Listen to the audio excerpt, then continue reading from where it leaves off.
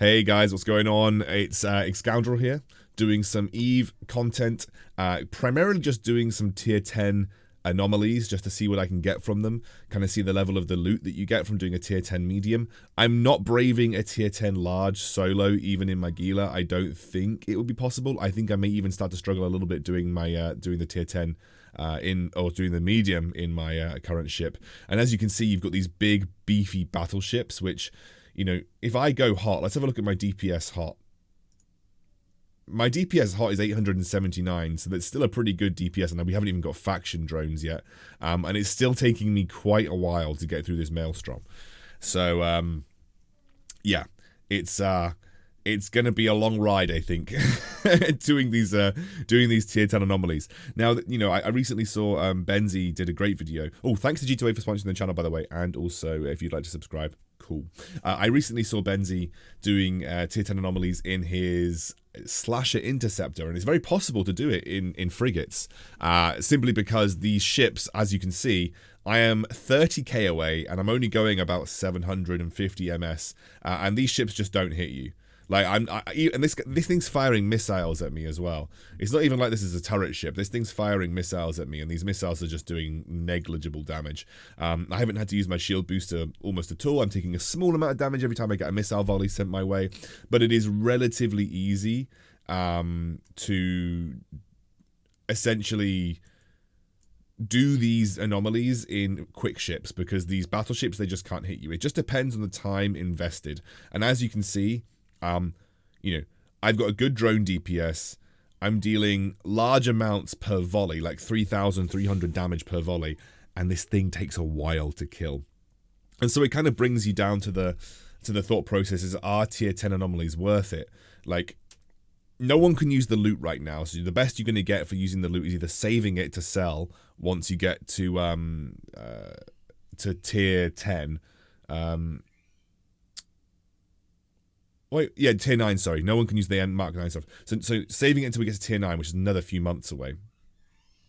Or selling it for reprocessing, which obviously you can get I think you can get a decent amount out of reprocessing. As I know, I reprocess a lot of stuff, especially the debris, the Mark 9 and Mark 10 debris. It's worth a decent amount. Like a single Mark 10 debris from a Minmatar ship, so the Angel stuff, it's worth about 100,000 ISK.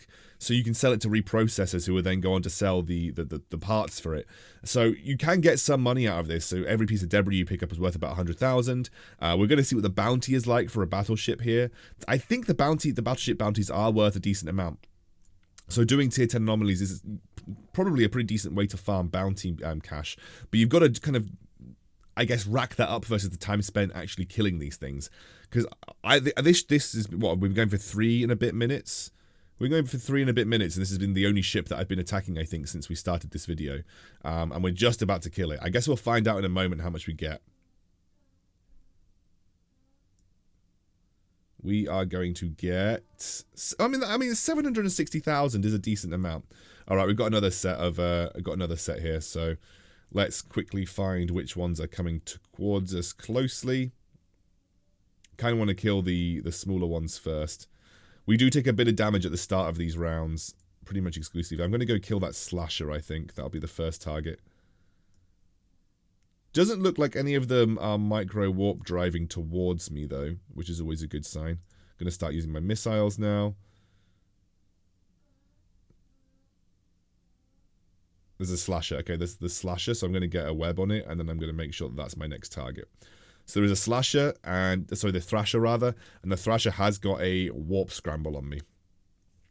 This is why I prefer afterburners in PvE content as well, because warp scramblers would shut down a micro warp drive. Also, micro warp drives do boost your signature radius, which for me in a cruiser would probably mean that my speed tanking, or at least my afterburner tanking, because I wouldn't really call it proper speed tanking when you're like 700 ms, but my afterburner tanking probably isn't the best. I'm going to orbit this guy, because we're going to kill the Slasher. We're going to kill the Thrasher relatively quickly here.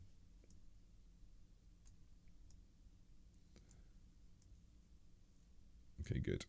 All right, we'll kill the other Slasher. Go, my pretties. Go. I think 44k is my drone range. It is. I think 30 something k is my 33.48k. So that's why I orbit at 30k in this ship, by the way. A lot of people ask me, do you think medium rapids are still as good? And the honest answer is it depends on what type of content you're doing. If you're doing lower level anomalies like tier 5 and tier 6s, then yes, probably medium rapids are going to be better because their damage application is still better to the smaller ships. But for me, it doesn't really matter. Like I'm doing I'm doing higher level anomaly content where there's a lot of bigger ships, and with target painters, I'm doing almost equivalent DPS to cruisers with my medium missiles, and then a lot of ships are going to be the they're going to be the battleships and the battle cruisers, and those things I don't need target painters versus, and I'm going to get full damage application from my medium missiles on those types of ships anyway. So I'm still killing cruisers at a relatively similar pace than I was doing previously. And as someone previously mentioned as well, like a lot of these anomalies are taking longer time, well, at least they're taking a longer time in general because all the ships have got HP boosts, you know, like tier 8, tier 9, tier 10 ships have had HP boosts, and that's why you're seeing like a Maelstrom taking a while for me to kill because the HP has gone up significantly, I think about 20-something%. So that's why things are taking a lot longer to do in general. But I as you can see, I've barely had to interact with my shield booster doing this. And so I think the Gila is an incredibly strong PvE ship, and I think a lot of people have talked to me about the struggle with the Phantasm now, in the sense that you now have ships that micro warp drive towards you. You have problems tracking those closer ships, even though the tracking speed was buffed for the lasers. A lot of people have said, "Oh wait, the Phantasm probably isn't as good as it was because I'm struggling to do the same level of PvE content." Whereas in the Gila, because we're a missile ship and a drone ship, both of which are incredibly good PvE weapons because of their consistent damage application, I have had very little problem tackling the same kind of content, although I have been tackling it a little bit slower that I'm not using medium rapids. However, I'm at 30k instead of 20k this time round. That extra 10 kilometers is actually keeping me safer in a lot of regards. So we're just going to go through and see how we're doing. I know a lot of you guys asked me about like my second channel, where I was going to post like my political ramblings, but I haven't really figured out what to talk about there yet. I know I've got a lot of people that are probably more on the right end of the spectrum, especially my Eve followers. I know a lot of you are maybe voted Republican in the previous election. I don't like saying voting for Trump because I actually do talk to a lot of Republicans that are like, well, I align with Republican values more so than I align with Democrat values, and Trump's kind of just the guy that's there. And I think that I actually have respect for people that vote that way, by the way, because I have respect for people that vote for political values that align with them rather than voting for someone. You know, I voted the first vote that I ever cast in a political election was for Liberal Democrats in the UK. My first ever vote was for the Liberal Democrats, and it was for a party leader called Nick Clegg. I didn't really care about Nick Clegg, but obviously when I was a student, I was very naive at this time. I was a student at 18, Liberal Democrats said we're going to eliminate tuition fees, and obviously as a student, I was like, hell yeah. As well as the fact that I think the Liberal Democrats aligned with a lot of the other political beliefs that I had. They were fairly centre-left in a lot of regards. Of course, that everyone, if you're a British citizen, you know how that ended up. I was a little bit jaded following that. But I've always kind of tried to vote for political policies and beliefs rather than anything else, which has, I think is the better way to vote personally. But like I said, I don't want to get too much into politics on this channel. It's not really my place to do so. Well, it is. It's my channel. I can say whatever the hell I want. But I know that not everybody wants politics in their gaming, so I tried to keep it separate, which is why I made that separate YouTube channel. But I have no idea what I want to talk about because American politics is just hilarious right now. It's hilarious. I'll talk about it on the second channel. I don't want to piss anyone off. But yeah, I mean, like I said, I'm in a tier 10 anomaly right now, and I honestly have barely had to pay attention. I know people don't like it when I put AFK tanking. There isn't really any true AFK tanking in Eve Echoes, because you still have to, every time a new wave spawns, set up for the new wave properly. You could play, you could do the thing where you circle the mission spawn point, and just let let itself go, but that only works on pretty low level anomalies. I think if I was to do that on this, I'd get absolutely slaughtered because webs would get applied to me and everything. So, you know, in this sense, I'm about as close to AFK tanking as you can get, in the sense that I do need to look at the screen every so often. I do need to figure out where to reset, which targets to focus first. But I don't really have to touch it once I've got to a certain point and once I've killed some of the more threatening targets. And I think doing that, you know, a tier 10, I probably could take on a large, but it would require a little bit more thought and a little bit more, I think, attention to detail when it comes to tackling those larger anomalies. Should probably keep an eye on, yeah, okay, that's fine. I was just keeping an eye on the local chat. A few people in my corp are kind of doing dead space anomalies in the area. So I was actually going to go all the way to the end of our system where I thought it was going to be quiet, but I actually ended up getting to the end system and some people were farming dead space anomalies and overseer anomalies. So I decided to just chill and come to a system a little bit closer to home and just kind of find some tier 10s, which I managed to walk into.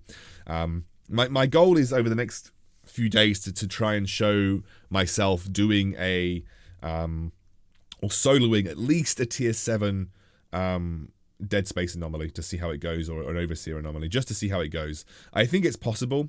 I think I would require to use the can technique, which I've seen some people use before. I don't think I'd be able to do a dead space anomaly with just face tanking the waves. But at the very least, I'd like to give it a go, especially some of the easier. I don't think I could do a tier 8 because you've got these battleships that like micro warp drive towards you and they're like absolutely nutty. But I think, you know, I think I should be able to do a dead space anomaly relatively easily. The other thing is, like, I don't really know what kind of content people want to see for Eve.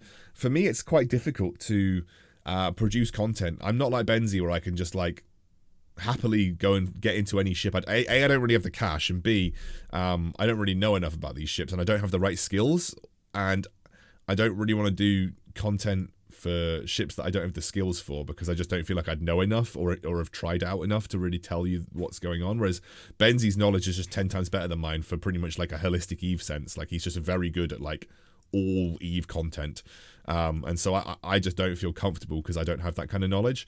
I'm much better at like mathematical stuff. I'm much better at like, you know, like making my spreadsheets and doing my trading and stuff like that. Whereas, you know, for like, for ship stuff, Benzie's just the king. Like, he just, I don't think I can really kind of impart the same knowledge in a comfortable setting because I just don't think that I know enough about these particular things. The other thing that's interesting to me, by the way, is I'm doing a tier 10 and only running one adaptive shield hardener. I'm actually running a double offensive low slot setup. So if I was ever struggling, I probably could just go swap out my ballistic missile control system and swap it out to a another adaptive shield hardener. But I'm not, I mean, as you've seen, I've taken almost no damage below 90% shield. And even if I get towards 90% shield, you know, I'm just going to pop my shield booster once and suddenly everything's okay. So we had two things that came towards me. One of them was a target painter. We got a payout of... Let's have a look. We got a payout of 1.4 million. So that tick... Bounty Tax Corporation. Wait, how much did I lose to the... Oh, no. It's a 100% tax day. I'm not even making any money. Okay, whatever. It's a 100% tax day. My corp does this every so often to generate funds. I actually think this is a pretty good system, by the way. Yeah, I actually think this is a pretty good system. I didn't realize. I wonder if... oh, it's 50% tax day. Okay, it's a 50% tax day. I do actually think this is a pretty good system. So what I would have got was 3 million in bounty. So that bounty tick was 3 million, which was a little bit higher than I would usually get doing tier 8s.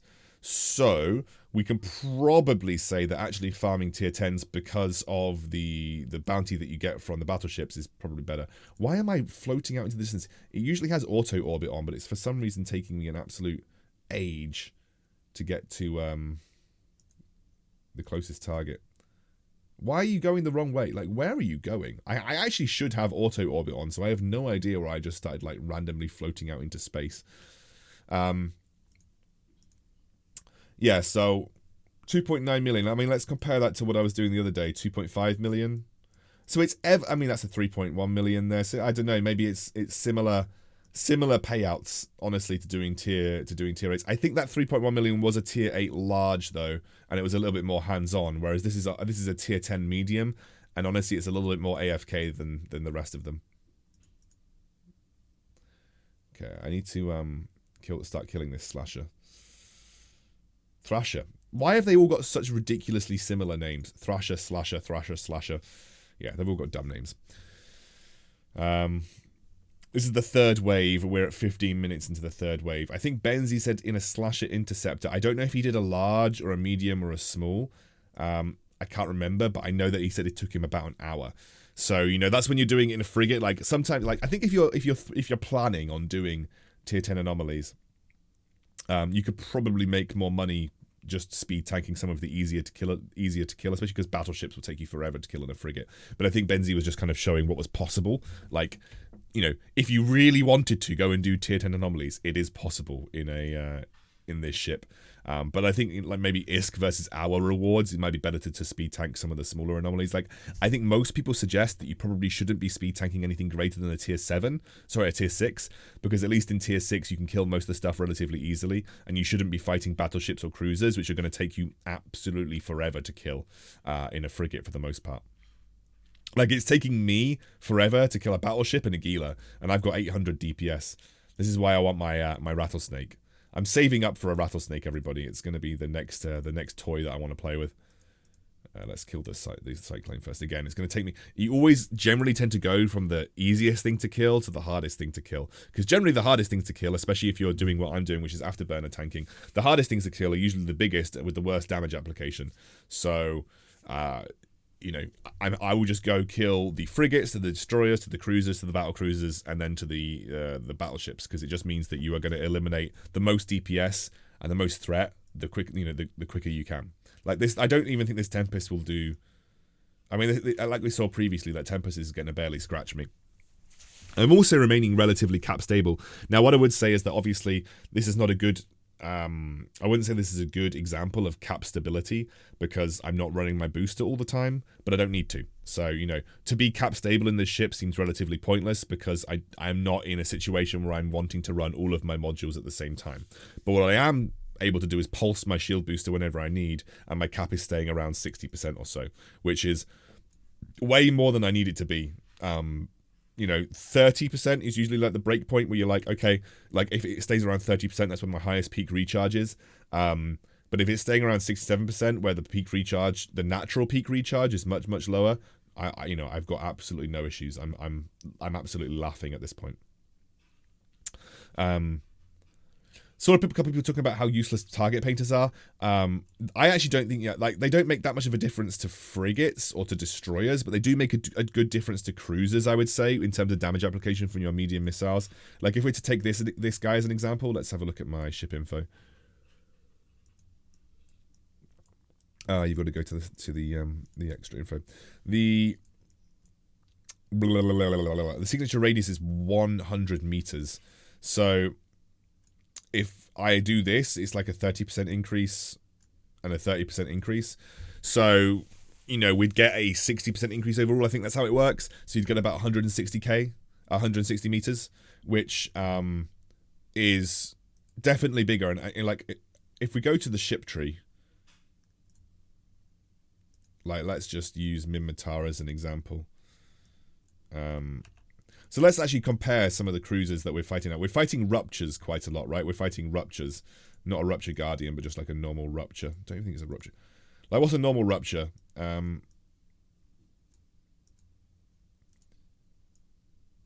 90 meters. So, yeah, about similar to a Gila.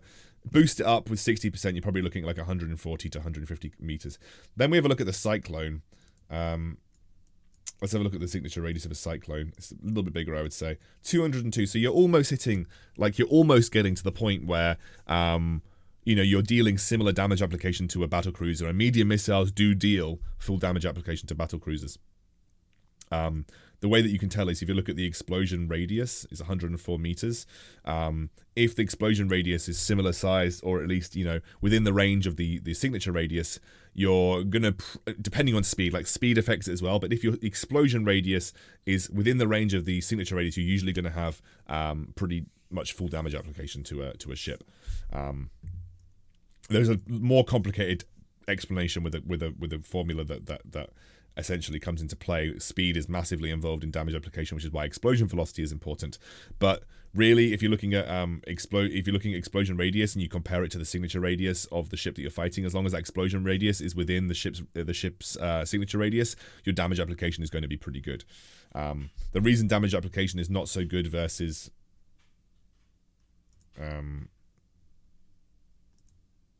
like, I don't know, not a Reaper, I don't know, let's say a Slasher 2, their signature radius is tiny. Like, the signature radius on these things is like 27 meters, so it's absolutely tiny.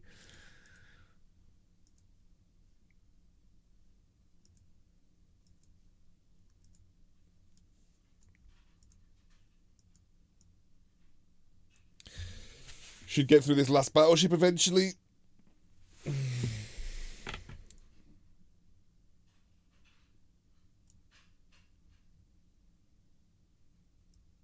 It'll take a while. I should need to quickly respond to something.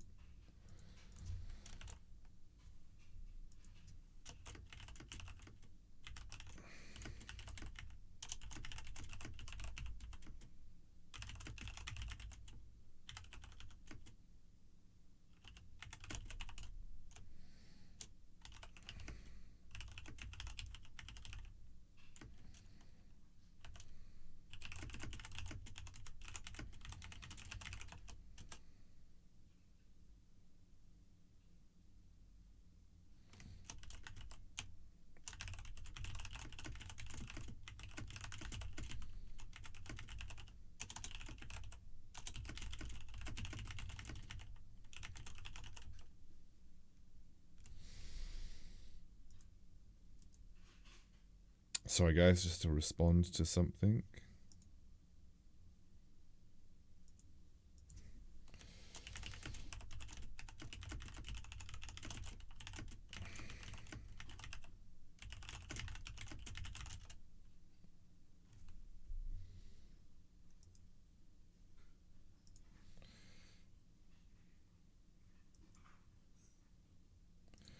Okay, oh right, we're to the next one now. Okay, there's a Slasher here. Wait, how close am I to everything? It looks like I'm pretty close to everything. This is not a good look. I'm very glad that I came and looked back at the screen at this point, because I'm about to start taking some serious damage. Okay, kill the Slasher, target painter, everything. Just start boosting. Kill the Slasher, kill the Slasher, kill the Slasher, and then we're going to kill the Thrasher.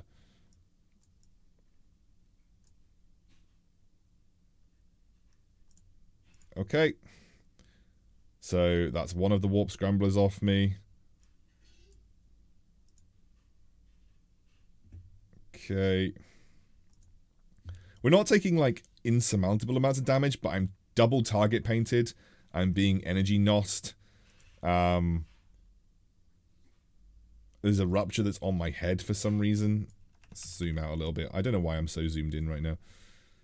Kill the Thrasher. Kill the Thrasher. I'm probably panicking more so than I need to, but okay, it's a double rupture wave. See, this is why we like to have the reserve of the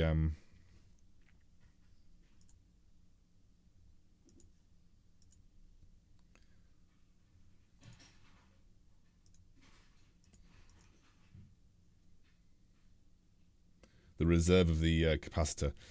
I'm basically starting a D&D group with my friends, and I can't join today because I've got some stuff that I need to get done with Emily.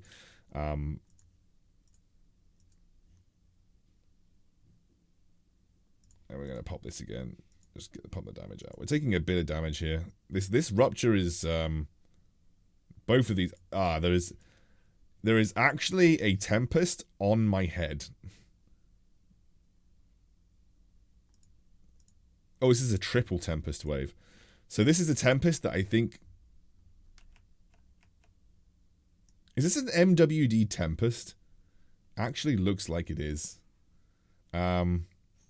I guess I will try and kill this one because it's close to me first. That's another thing that you should always take into account as well, is like how close is the target to you. We're not in super danger territory. I'm just glad that I paid attention at the start of this wave because I was so close to them for some reason. There are a couple of ruptures that I need to kill, but this Tempest appears to be... I can't work out if it's moving, actually. It just seems to be broken up from the rest of the pack. Maybe it just spawned there. No, it's definitely moving. No, that's definitely a micro warp drive Tempest. And I think it's the one that's dealing the most damage to me.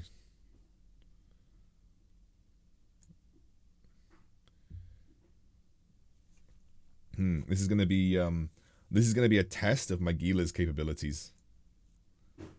Can we pulse and maintain shield integrity, and also maintain capacitor recharge? Because I haven't had that much of a test. This is why I think doing a large would probably be a bad idea. And this Tempest is actually absorbing my it's painting me, and it's also absorbing my energy. And I'm pretty sure that it will be a large energy absorber as well. It will be a large NOS. So just gotta again start pumping the damage out. I probably should time my ballistic missile control system better, but you know, I don't really care. Think we are relatively stable now. That was a little bit of a squeaky bum moment.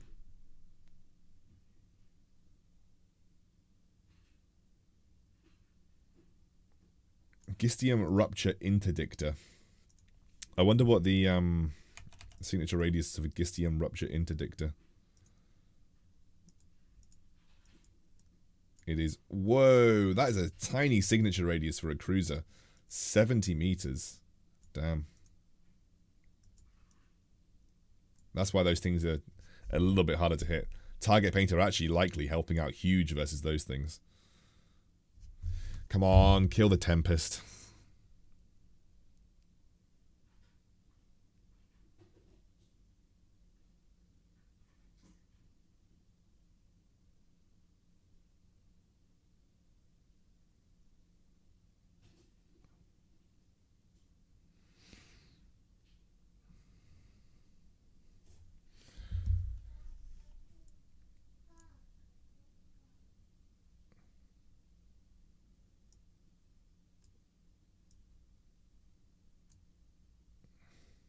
Okay.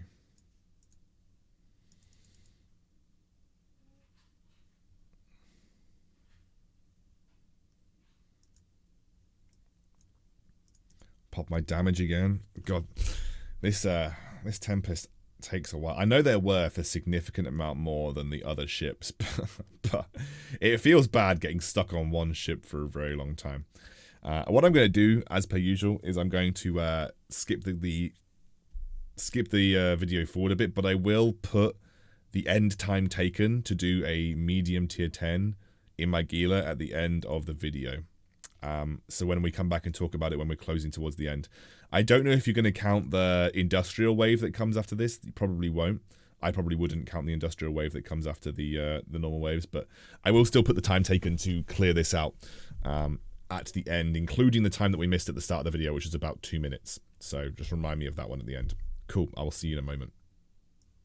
So unfortunately, my audio engine decided to mess up a little bit, and unfortunately I wasn't able to capture any of the rest of the footage with live commentary, so I'm going to do a little bit of kind of voiceover from this part. As you can see, there was parts of the video where I kind of went away, I wasn't looking at much, I was just kind of chilling. There was a bit of a tense moment where we had a red. So we had a red person turn up in local, someone that was red to our corp, which means it was some kind of corp enemy, and they were hanging around the system for quite some time. That was definitely a worry for me, because obviously any kind of red in a system where I'm ratting in my Gila is going to be a threat, and I'm not really set up for PvP circumstances, so I think unfortunately I had to be a little careful around that time. There was also a lot of the time where I spent with Rupert, was just chilling. You can see here, I'm now looking at the person who's red, just keeping an eye on local, seeing if they come near me. I was starting to pick up some of the loot at this point, and just trying to at least align out, so if I needed to warp out immediately, I could. This person hung around in local for quite some time, but once they kind of buggered off, that was good enough for me to start chilling. There was also a moment when we came to this next wave that I realized that my audio engine wasn't working, and unfortunately that meant that I was unable to split my attention properly. The last wave was definitely the toughest.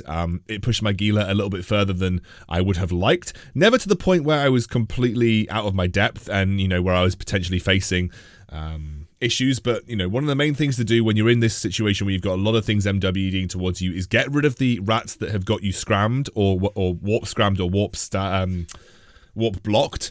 Once they're gone, that gives you the freedom to warp in and out. So you always go to your PvE screen, you look at the rats that have got the warp scrambler or point on you, and you essentially kill those guys first, and then you have the luxury of being able to warp out if needed later on. You can see here, I was just having to pulse my large shield booster a little bit more than I had done in some of the previous waves, but once I was able to break down to the cruisers, the battle cruisers and the battleships, I was taking much less damage. One of the things that you have to be aware of in tier 10s is you will have a battleship micro warp drive at you, so you do have to deal with quite quick micro warp driving battleships, which can prove to be a little bit of an issue. They do deal a little bit of quite a high volume of damage if you're getting hit by them.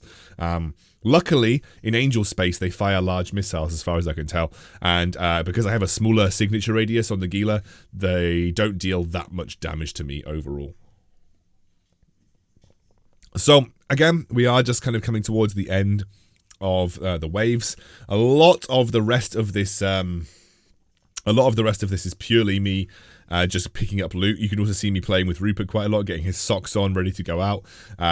Absolutely love them. I love my little man. He's just the most wonderful thing that's ever happened to me. And he's definitely a bit you probably haven't seen him too much, but he's very grown up now.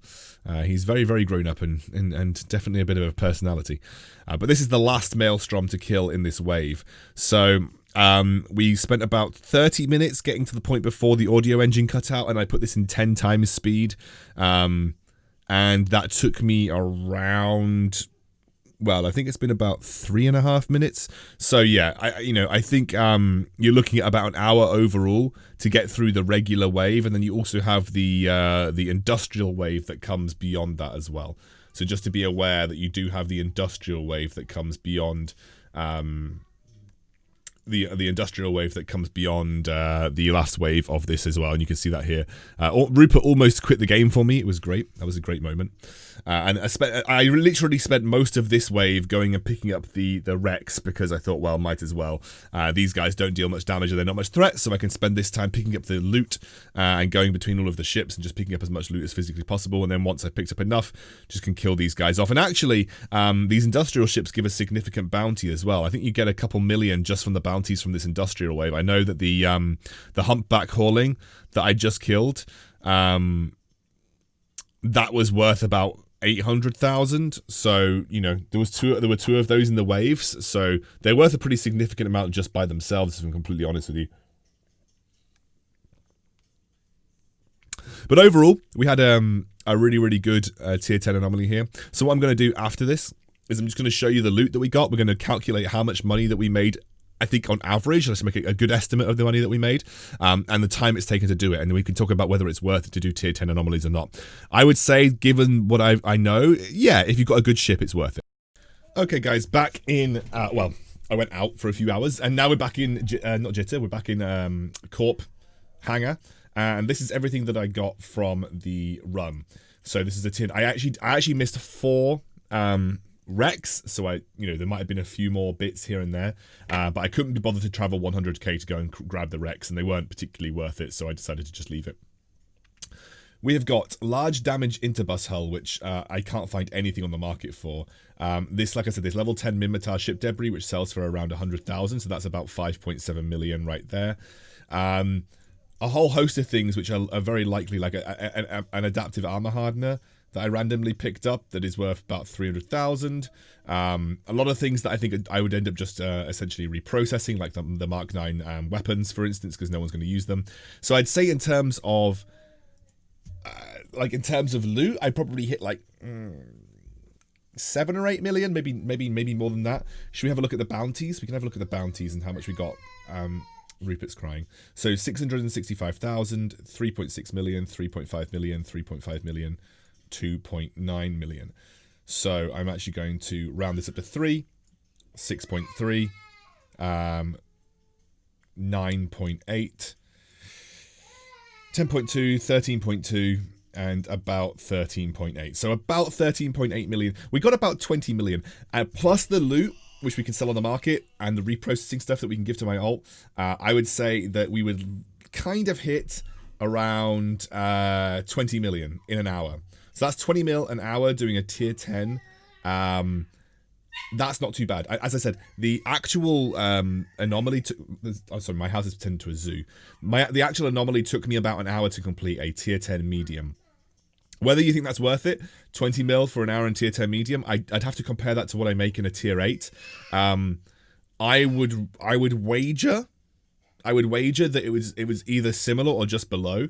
But I think, you know, doing a tier 10, if you can handle the tier 10 mediums, you can make a lot in bounty rewards, like a lot in bounty rewards. And then also you have a decent amount of loot to go with it as well. So about 20 million in an hour. And like I said, I was going to tell you how long it took. It took about an hour to do the whole thing. Now that was an hour of not being in range of absolutely everything. We were playing it a lot safer than we maybe would have had to. But an hour for a tier 10 medium for 20 mil with the loot. Not too bad, I would say. 20 mil an hour doing that. And I think, you know, compare that to maybe doing a storyline mission. Probably equivalent, you know. Like, I don't know how long it would take you to do one of the harder storyline missions these days. If it's even possible solo, I don't think it is. But doing a tier 10 medium in Aguila for 20 million an hour, it's not too bad, I would say. So you do several of those, and you're starting to pay off your Aguila already. So I wanted to just close out the video with that, and that's what you get from a tier 10 medium anomaly. Do I think it's worth it? Probably yes. If you have Aguila, if you're in anything less than Aguila, probably not. Stick to the lower tier 8s and tier 6s. But is it worth it if you've got Aguila or a faction ship that can handle it? Absolutely, and give it a go. Cool. I will see you soon.